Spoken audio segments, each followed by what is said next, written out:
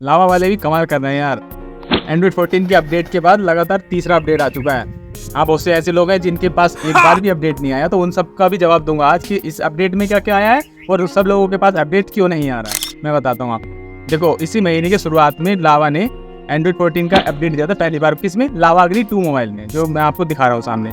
उसके बाद क्या हुआ, उसके 2 या 3 दिन बाद ही लावा ने कुछ दूसरा अपडेट दे दिया। क्यों दे दिया था? क्योंकि पहला वाला जो अपडेट आया था उसमें बहुत सारे बग्स थे, मतलब फंक्शन तो बहुत सारे नए आए थे, लेकिन उसके बाद भी बहुत सारी दिक्कतें आ रही थी। जैसे किसी में वाईफाई की दिक्कत थी, किसी में एनिमेशन की दिक्कत थी, और किसी में भाई इंटरनेट की दिक्कत आ रही थी, 5G प्लस नहीं आ रहा था। बहुत सारे ऐसे फंक्शन हैं जो कि उसमें वर्क नहीं कर रहे थे अच्छे से।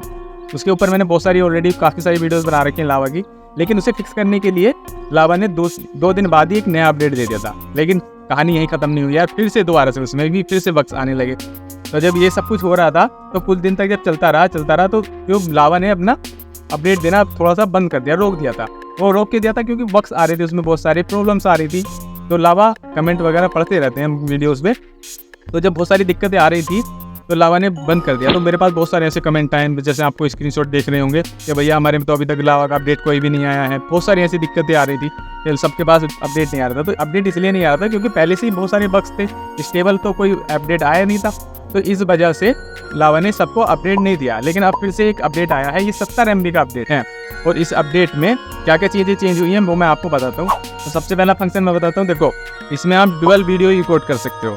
जैसे कि ये फंक्शन देख रहे हो, इसमें मतलब आप क्या कर सकते हो कि आपका एक आगे का कैमरा भी चलेगा और फ्रंट कैमरा भी चलेगा, दोनों कैमरे एक साथ आप रिकॉर्ड कर पाओगे। सबसे बड़ा फंक्शन तो ये है। दूसरा, इसमें आप स्कैनिंग भी कर सकते हो, मतलब QR कोड डायरेक्टली जाके वहाँ से स्कैन कर सकते हो, और वो इंप्रूव कर दिया गया है। तीसरा, इसमें कर सकते हो जैसे डॉक्यूमेंट वगैरह के आप लेते हो ना, किसी का फोटोज वगैरह लेते हो जैसे डॉक्यूमेंट का, तो वो टेढ़ा मेढ़ा हो जाता था, तो ऐसा नहीं होगा। अब इसमें डायरेक्ट आप जाके आराम से फोटो ले सकते हो और आपके डॉक्यूमेंट बिल्कुल सीधे हो जाएंगे। जैसे कि लेंस एप्लीकेशन आती है ना, इस तरीके से वो काम करेगा। तो इसमें कैमरे में ही सारी चीज़ें दे दी, AR इमोजी वगैरह का भी ऑप्शन दे दिया इसमें ये भी बहुत अच्छे से वर्क करता है। तो कैमरे में काफ़ी इंप्रूवमेंट हुए, और उसके जो ओवरऑल क्वालिटी है ना उसमें भी इंप्रूवमेंट हुआ। तो जूम का एक दिक्कत ये आ रही थी कि जूम को इधर की तरफ से ओके करना पड़ रहा था, तो अब वो बिल्कुल बीच में दे दिया है, जैसे एकदम मॉडर्न तरीके से आप उसे यूज़ कर पाओगे, और बहुत अच्छा वर्क भी कर रहा है।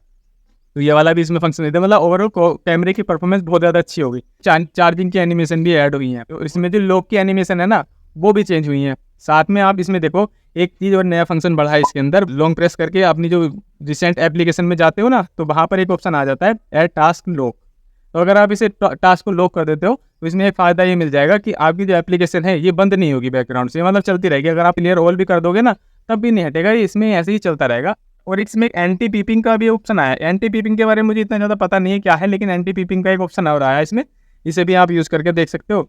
इसमें एंटी थेफ्ट का अलार्म है, और अगर आपका कोई मोबाइल चुरा भी लेता है तो उसमें आपको अलार्म मिल जाएगा। जैसे चार्जिंग पे लगा हुआ है ना, चार्जिंग पे लगाने के बाद इसमें जैसे इसे ऑन कर देते हो तो आपको क्या होगा कि जैसे ही कोई चार्जिंग पे से हटाएगा कुछ भी, तो उसका एंटी थेफ्ट का अलार्म बोल जाएगा। तो इसमें ये फ़ायदा मिल जाएगा आपको।